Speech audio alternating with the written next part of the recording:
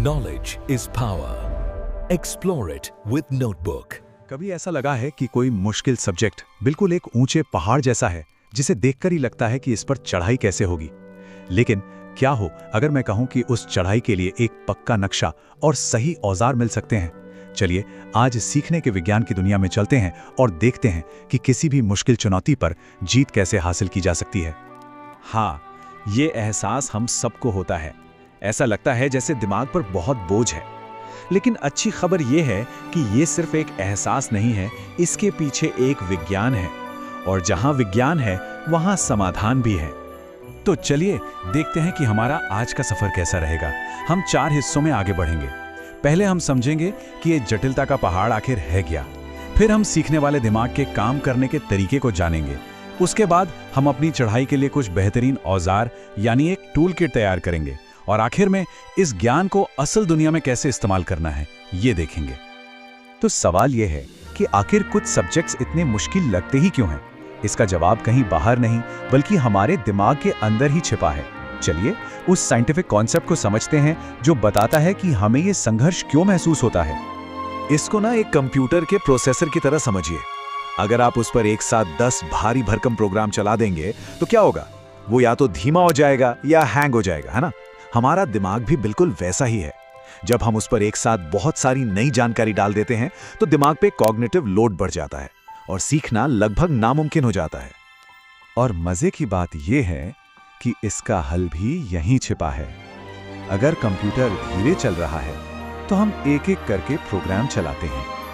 ठीक वैसे ही हमें जानकारी के उस विशाल पहाड़ को छोटे छोटे संभालने लायक हिस्सों में तोड़ना होगा।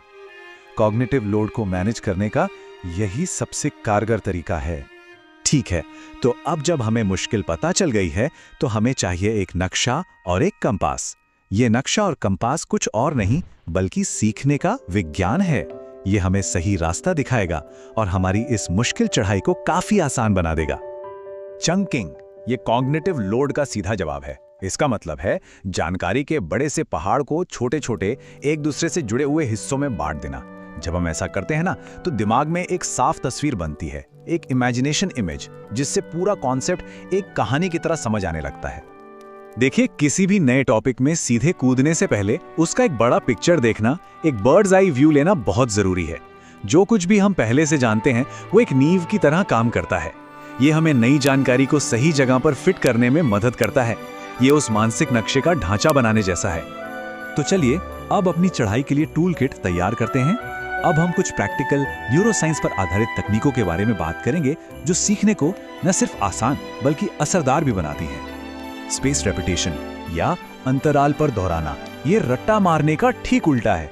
ये तरीका ना हमारे दिमाग के भूलने के नेचुरल कर्व के साथ काम करता है। मतलब किसी चीज को ठीक तब दोहराना जब हमारा दिमाग उसे भूलने ही वाला हो।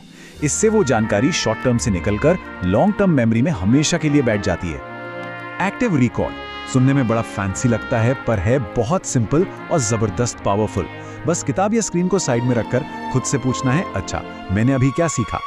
ये छोटा सा सवाल दिमाग को जानकारी ढूंढने पर मजबूर करता है, जिससे याददाश्त की जड़ें और भी मजबूत हो जाती हैं। अच्छा, एक बड़ा सवाल, नोट्स हाथ से लिखें या टाइप करें? देखिए, रिसर्च कहती है कि जब हम हाथ से लिखते हैं तो हमारा दिमाग ज्यादा एक्टिव होता है। हम चीजों को अपने शब्दों में लिखते हैं जिससे समझ गहरी होती है। टाइपिंग तेज जरूर है पर उसमें हम अक्सर बिना सोचे समझे बस कॉपी पेस्ट करने लगते हैं। और रुकिए, टूल किट में अभी और भी औजार हैं, जैसे कि क्या पढ़ना है और कब तक। इसके लिए स्मार्ट गोल्स बनाना, अपनी समझ को परखने के लिए किसी और को पढ़ाना, मुश्किल चीजों को याद रखने के लिए निमोनिक्स का इस्तेमाल करना, और हाँ, समय समय पर प्रैक्टिस टेस्ट देना तो बहुत ही जरूरी है। अब देखिए, इन सभी जबरदस्त रणनीतियों को हाथ से मैनेज करना थोड़ा मुश्किल हो सकता है और यहीं पर टेक्नोलॉजी एक बहुत अच्छे दोस्त की तरह काम आती है। चलिए देखते हैं कैसे। आज के जमाने के ऐप्स इन सभी साइंटिफिक तरीकों को एक जगह ले आते हैं, जैसे माइंड मैपिंग। ये हमें वही बड़ी साफ इमेजिनेशन इमेज बनाने में मदद करती है जिसकी हम बात कर रहे थे।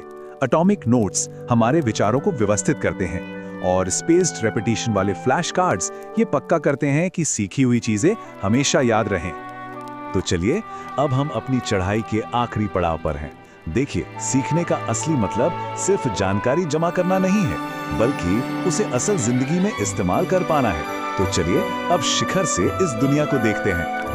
असल में ज्ञान तब तक अधूरा है जब तक हम उसे अपनी रोज की जिंदगी से न जोड़ पाएं। गणित सिर्फ नंबर नहीं, बल्कि घर का बजट बनाना है। फिजिक्स सिर्फ फॉर्मूले नहीं, बल्कि पेड़ से गिरता हुआ सेब है। और केमिस्ट्री, वो तो हमारी रसोई में पकने वाला केक है।